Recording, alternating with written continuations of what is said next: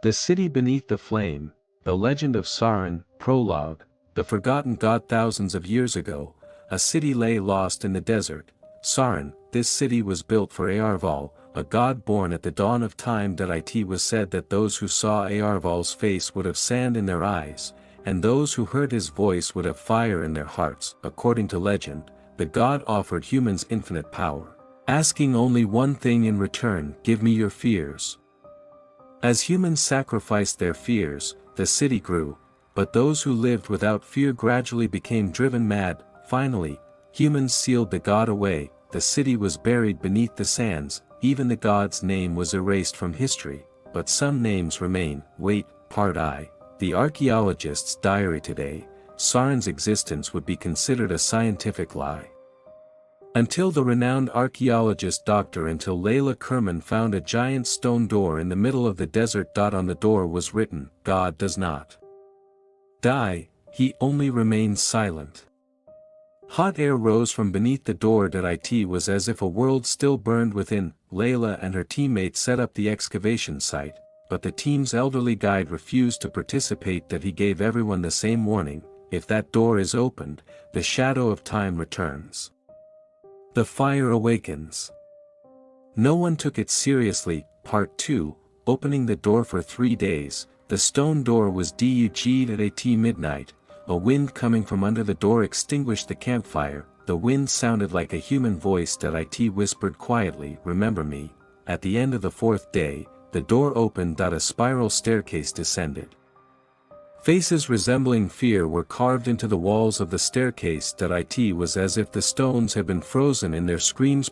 2 members of the team fainted as soon as they looked into the darkness beneath the stairs. Their eyes stared blankly, their bodies trembling.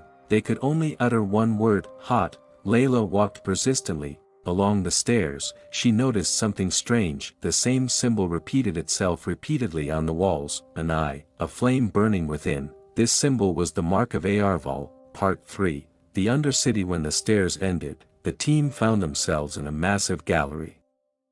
Bronze statues adorned the walls, seals adorned the doors, and most importantly, the city was like a perfectly functioning mechanism. Red crystals glowed beneath the ceiling. These crystals radiated warmth. It was as if the city were breathing. In the center stood a giant altar. A crown covered in ashes sat upon the altar. The moment the crown was touched, all the crystals simultaneously ignited.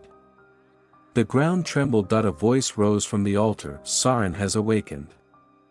Part 4, the beginning of the curse. As they continued through the city's corridors, the team saw strange symbols, pictures depicting people leaving their hearts on the altar. An ancient text, written on the walls, was deciphered: "To live without fear is to become a god, but man cannot become a god."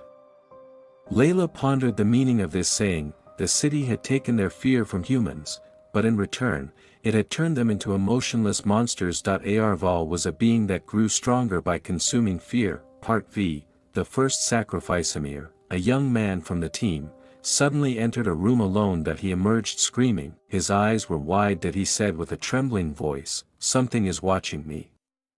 From the fire, that morning, Amir disappeared. Only a pile of ashes remained behind. Layla was terrified, but the city wouldn't let them go. The road ran in one direction. Chapter 6, the god's tomb. The rest of the team reached a large chamber. In the center stood a giant obsidian coffin. On the coffin was the inscription: "I am the master of fear. I have set you free." The coffin began to crack. From it emerged a larger-than-life body with fire eyes. It was Arval. A shapeless but sentient mass of flame. The walls trembled as he spoke. "When you gave me your fears, I took a piece of you, now I take it back." 3 members of the team died instantly, their bodies melted, their fears merging with the flames. Chapter 7, the choice. Arval met Layla's gaze. "You did not seal me, you merely lulled me to sleep with hunger." Layla saw a vision in her mind: the people of Sahrin, living a fearless life, had gone mad and killed each other. The god smiled: "Fear makes you human. I feed on it."